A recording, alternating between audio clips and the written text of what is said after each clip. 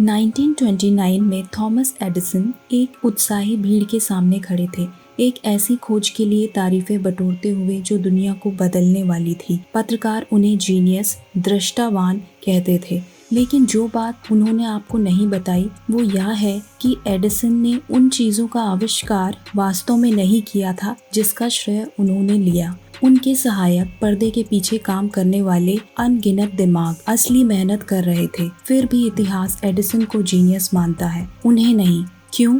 क्योंकि एडिसन एक साधारण लेकिन शक्तिशाली सत्य को समझते थे। धारणा, परसेप्शन, मेहनत से ज्यादा मायने रखती है। दुनिया सबसे मेहनती इंसान को इनाम नहीं देती, वो सबसे चतुर रणनीतिकार को इनाम देती है। और आज मैं आपको दिखाने वाली हूँ कि कैसे आप वो बन सकते हैं जिससे श्रेय मिले आपको, जबकि बाकी लोग मेहनत करें। अब सुनिए एक कहानी। एक दिन कछुआ एक हाथी से मिला। हाथी ने चिंगारते हुए कहा, हट हट जा मेरे रास्ते से कमजोर जीव, नहीं तो मैं तुझ पर पैर रख दूंगा।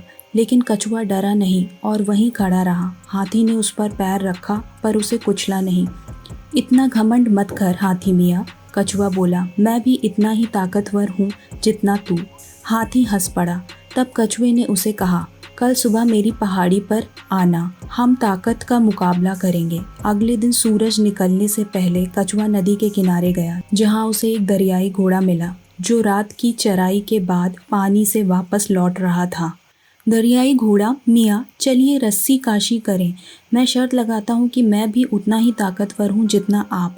दरियाई घोड़ा इस मजाक पर हंस पड़ा पर मान गया। कछुए ने लंबी रस्सी खींची और दरियाई घोड़े से कहा कि जब वह अरे चिल्लाए तब खींचना शुरू करना।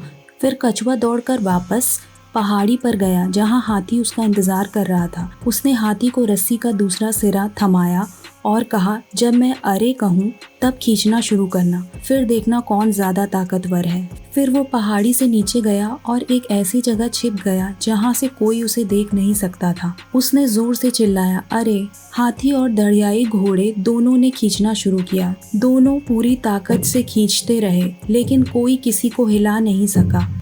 अंत में दोनों ने मान लिया कि कछुआ उतना ही ताकतवर है जितना कि वे हैं। कहानी से सीख, जो काम दूसरे कर सकते हैं उसे खुद मत करो। कछुए ने दूसरे से काम करवाया और खुद सारी शोहरत बटोर ली।